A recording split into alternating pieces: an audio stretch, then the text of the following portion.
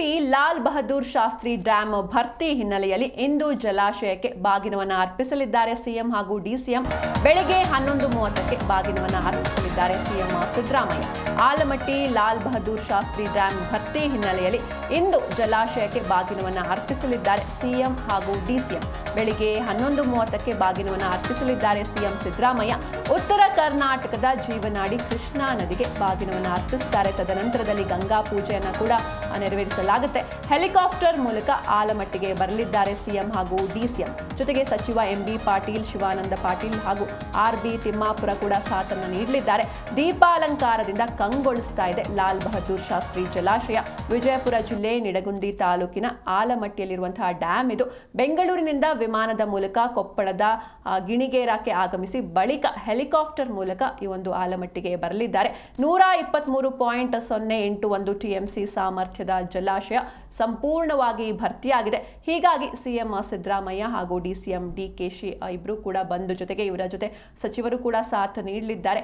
ಈ ಒಂದು ಜಲಾಶಯಕ್ಕೆ ಬಾಗಿನವನ್ನು ಅರ್ಪಿಸಲಿದ್ದಾರೆ. ಜೊತೆಗೆ ತದನಂತರದಲ್ಲಿ ಗಂಗಾ ಪೂಜೆಯನ್ನು ಕೂಡ ಮಾಡಲಿದ್ದಾರೆ. ಬೆಳಿಗ್ಗೆ 11:30ಕ್ಕೆ ಬಾಗಿನವನ್ನು ಸಿಎಂ ಅರ್ಪಿಸುತ್ತಾರೆ.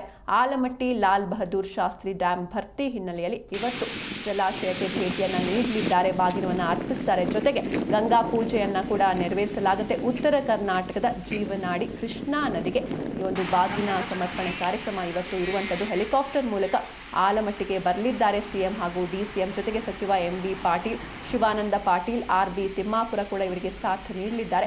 ದೀಪಾಲಂಕಾರದಿಂದ ಕಂಗೊಳಿಸ್ತಾ ಇದೆ ಲಾಲ್ ಬಹದ್ದೂರ್ ಶಾಸ್ತ್ರಿ ಜಲಾಶಯ. ವಿಜಯಪುರ ಜಿಲ್ಲೆ ನಿಡಗುಂದಿ ತಾಲೂಕಿನ ಆಲಮಟ್ಟಿಯಲ್ಲಿರುವಂತಹ ಡ್ಯಾಮ್ ಇದು.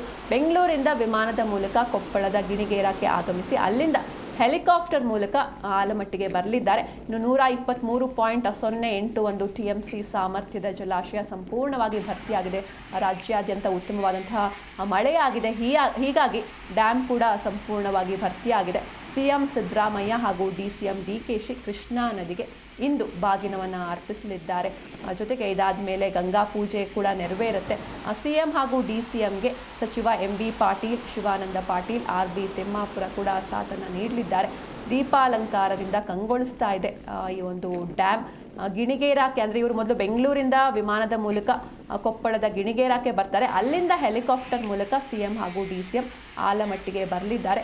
123.081 ಟಿಎಂಸಿ ಸಾಮರ್ಥ್ಯದ ಜಲಾಶಯ ಸಂಪೂರ್ಣವಾಗಿ ಭರ್ತಿಯಾಗಿದೆ. ಉತ್ತಮವಾಗಿ ಮಳೆ ಆಗ್ತಾ ಇದೆ. ಮುಂಗಾರು ಸಾಕಷ್ಟು ಉತ್ತಮವಾಗಿ ಇತ್ತು ಈ ವರ್ಷ. ಹೀಗಾಗಿ ಜಲಾಶಯ ಸಂಪೂರ್ಣವಾಗಿ ಭರ್ತಿಯಾಗಿದೆ. ಈ ಹಿನ್ನೆಲೆಯಲ್ಲಿ ಸಿಎಂ ಸಿದ್ದರಾಮಯ್ಯ ಒಂದು ಬಾಗಿನವನ್ನು ಅರ್ಪಿಸ್ತಾರೆ. ಸಿಎಂ ಜೊತೆ ಡಿಸಿಎಂ ಕೂಡ ಇರಲಿದ್ದಾರೆ. ಜೊತೆಗೆ ಸಚಿವರಾದಂತಹ ಎಂಬಿ ಪಾಟೀಲ್, ಶಿವಾನಂದ ಪಾಟೀಲ್, ಆರ್ಬಿ ತಿಮ್ಮಾಪುರ ಕೂಡ ಸಾಥ್ ನೀಡಲಿದ್ದಾರೆ.